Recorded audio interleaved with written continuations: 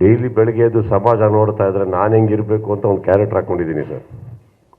ಅದರಲ್ಲಿದ್ದೀನಿ ಸದ್ಯಕ್ಕೆ. That is the biggest effort than characters on screen. Because character on screen craft ಮಾಡೋಕ್ಕೆ ತುಂಬ ಜನ ಬರ್ತಾರೆ. ಇದ್ರಲ್ಲಿ ನಾನು ಒಬ್ಬನೇ ಕೆತ್ಕೋಬೇಕು. ಬೆಳಗ್ಗೆ ಎದ್ರೆ ನಾನು ಆ ಶತ ಪ್ರಯತ್ನದಲ್ಲಿದ್ದೀನಿ. ಆ್ಯಂಡ್ ಪಾತ್ರ ಅನ್ನೋದೇನಿದೆ ಸರ್, ಪೇಪರ್ನಲ್ಲಿ ಬರೆದಾಗ ಅದು ಬರೀ ಡೈಲಾಗ್ ಮೂಲಕ ಇರುತ್ತೆ. ಒಬ್ಬೊಬ್ಬ ಕಲಾವಿದನಿಗೆ ಅದೇ ಪಾತ್ರ ಕೊಟ್ಟರೆ ಒಬ್ಬೊಬ್ಬ ಬೇರೆ ಬೇರೆ ರೀತಿ ಮಾಡ್ತೀವಿ. ಅದು ನಮ್ಮ ಭಾಗಕ್ಕೆ ಬಂದಿದ್ದು ನಂದು ಅಂದ್ಕೊಂಡು ಅದ್ರಲ್ಲಿ ಏನು ಬೆಸ್ಟ್ ಮಾಡೋಕ್ಕಾಗುತ್ತೋ ಮಾಡ್ತೇನೆ ಹೊರತು ಇದು ಮಾಡಬೇಕು ಅದು ಮಾಡಬೇಕು ಅಂತ ಅಂದ್ಕೊಂಡು ನಾನು ಯಾವತ್ತೂ ಕೂತ್ಕೊಂಡು ಇಲ್ಲ, ಕೂರೋದು ಇಲ್ಲ. Whatever is mine is mine. It comes to me. I will try to glorify it, I will try to enjoy it, I will try to live it, I will do that. ನಾನು ಹೇಳಿದ್ದು ಇದು ಯಾವುದೋ ಒಬ್ಬ ಕಲಾವಿದನ ಅಭಿಮಾನಿಗಳು ಹೇಳಿದೆ ಅಂತ ದಯವಿಟ್ಟು ಅನ್ಕೊಳಕ್ಕೆ ಹೋಗಬೇಡಿ. ನಾನು ಅದನ್ನು ಹೇಳಿಲ್ಲ.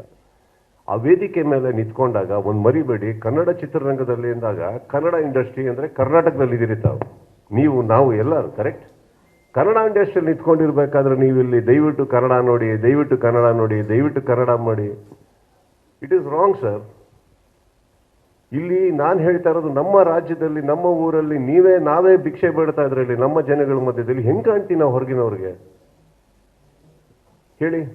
ಗತ್ತಲ್ ಮಾಡಿ ಅಂತ ಇದ್ದೀನಿ. ನೋಡೋರು ನೋಡ್ತಾರೆ, ನೋಡ್ತಿದ್ದವ್ರ ಬಗ್ಗೆ ತಲೆ ಕೆಡಿಸ್ಕೊಂಬೇಡಿ. ನೋಡೋರು ನೋಡಿನೇ ಇಷ್ಟು ಬಿಸ್ನೆಸ್ ಆಗ್ತದೆ ನಮ್ಮ ಪಿಕ್ಚರಲ್ಲಿ. ಈಗ for example, you won't believe 30 lakhs people are not watching. If 30 to 36 lakhs people watch a Kannada film, do you know how big it is?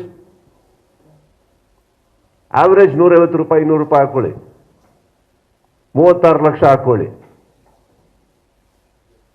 Repeat audience ಇಲ್ಲದೆ. Due know the math? ಅಷ್ಟು ಜನ ನೋಡ್ತಾನೆ ಇಲ್ಲ. ನೋಡಿಲ್ಲ ಅಂದ್ರೂ ನಮ್ಮ cinema business ಮಾಡ್ತಾ ಇದೆ ಅಂದಾಗ ನಾನು ಹೇಳ್ತಾ ಇರೋದು, 1000 ಬರ್ತವೆ ಹೋಗುತ್ತೆ. ನೀವು ನಮ್ಮ ಗತ್ತು ಬಿಟ್ಕೊಟ್ಟಿದ್ದ ದಿನ ನಾವಲ್ಲ ಸರ್. ಇದು ನಮ್ಮ ಭಾಷೆ, ನಮ್ಮೂರು, ಏನು ಬೇಕೋ ಮಾಡೋಣ. ದಯವಿಟ್ಟು ನಮ್ಮೂರಲ್ಲಿ ಒಂದೇ ಒಂದು ಮಾಡಬೇಡಿ, ಭಿಕ್ಷೆ ಬಿಡಬೇಡಿ.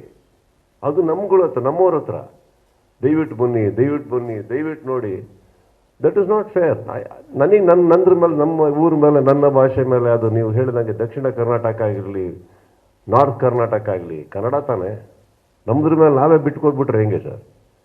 ಇವತ್ತು ಪತ್ರಿಕಾಗೋಷ್ಠಿ ಅಂತ ಕರೆದಾಗ ನಾನು ಪ್ರೀತಿಯಿಂದ ಕರಿಬಲ್ಲೆ. 150 ಜನ ಬರಬೇಕು, 200 ಜನ ಬರಬೇಕು ಅಂತ ಹೇಳೋಕ್ಕಾಗುತ್ತಾ ಸರ್? ಪ್ರೀತಿಯಿಂದ ನೀವು ಬರ್ತೀರ ಅಂದರೆ ನಿಮ್ಮ ಹತ್ರ ಮಾತಾಡಿಸ್ತೀನಿ ಸರ್. ಪ್ರೀತಿಯಿಂದ ಇಬ್ಬರೇ ಬಂದ್ರೆ ಇಬ್ಬರ ಹತ್ರನೇ ಮಾತಾಡಿಸ್ತೀನಿ ಸರ್. ಅದು ನನ್ನ ಗೊತ್ತಾ. ಹಂಗಂತ ಇಬ್ಬರೇ ಬಂದ್ರೆ ಇಲ್ಲಿ ಹಾಲ್ ಬೇಡ, ಮನೆ ಕರಿ ಅನ್ನೋನಲ್ಲ. ಇಲ್ಲೇ ಕರಿತೀನಿ, ಇಲ್ಲೇ ನಾನು ಪ್ರೀತಿ ತೋರಿಸ್ತೀನಿ. ಇದು ನಮ್ಮೂರು ಸರ್. ನನಗೆ ಗೊತ್ತಿರೋದು ಇಲ್ಲಿ ನಾವು ನಮ್ಮ ಗತ್ತನ್ನು ಬಿಟ್ಕೊಡ್ಬಾರ್ದು.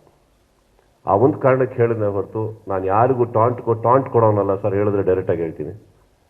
ನಾನು ಅಡ್ಗಾಲ್ ಮೇಲೆ ಇಟ್ಕೊಂಡು ಕುತ್ಕೊಳ್ಳೋನಲ್ಲ, ನೋಡೋರು ಬರೋಲ್ಲ ಅಂತ.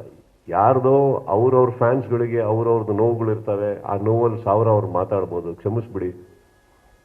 ಇವಾಗಲ್ಲಿ ಏನಿದೆ ತಪ್ಪು. ಈಗ ನಮ್ಮ ಫ್ಯಾನ್ಸ್ ಬಗ್ಗೆ ನಾನು ಮೇಂಟೈನ್ ಮಾಡ್ಬೋದು. ಅವ್ರೇನಾದ್ರು ತಪ್ಪು ಮಾಡಿದ್ರೆ ಕರೆದು ಉಗಿಬೋದು, ಯಾಕ್ರೆ ಹಿಂಗೆ ಮಾಡ್ತಾ ಇದ್ದೀರಾ ಅಂತ. ನನಗೆ ಬೇರೆಯವ್ರ ಬಗ್ಗೆ ನಮಗೆ ಗೊತ್ತಿಲ್ಲ, ಏನಕ್ಕಂದ್ರೆ ಆ ಅಧಿಕಾರ ನಮಗೆ ಬೇಡ.